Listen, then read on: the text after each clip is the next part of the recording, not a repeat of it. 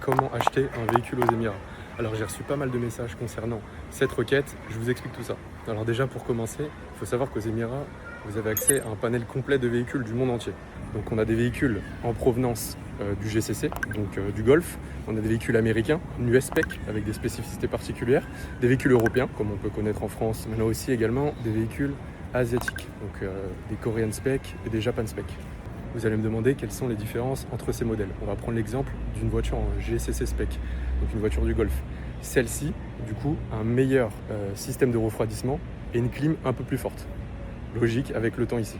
C'est un élément à prendre en compte car selon la spécificité géographique du véhicule, il y a des différences de prix aux Émirats. Vous imaginez bien qu'un GCC spec va être un peu plus cher. Deuxième chose ultra importante aux Émirats, on n'achète pas un véhicule sans l'inspection au préalable. On n'essaye pas, parce qu'effectivement, il y a beaucoup de choses à vérifier en amont, notamment avec la chaleur, avec cette provenance globale des véhicules. Donc toujours inspecter votre véhicule. Donc ça, il n'y a pas de souci, vous pouvez faire appel à un partenaire. Où est-ce que je peux acheter mon véhicule? Alors c'est plutôt simple, si on fait le parallèle avec la France, vous avez un site qui s'appelle Dubizzle. Donc c'est un peu la centrale des Émirats. Donc vous avez des vendeurs professionnels uniquement dessus. Au niveau des ventes entre particuliers, tout se passe sur la marketplace de Facebook. Vous souhaitez acheter un véhicule, que ce soit en étant résident ici ou pour l'export, donc vers un autre pays, passez par un professionnel directement si vous ne connaissez pas les véhicules.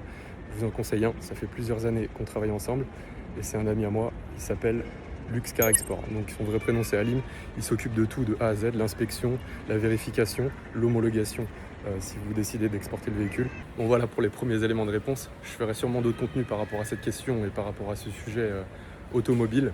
Voilà, restez connectés.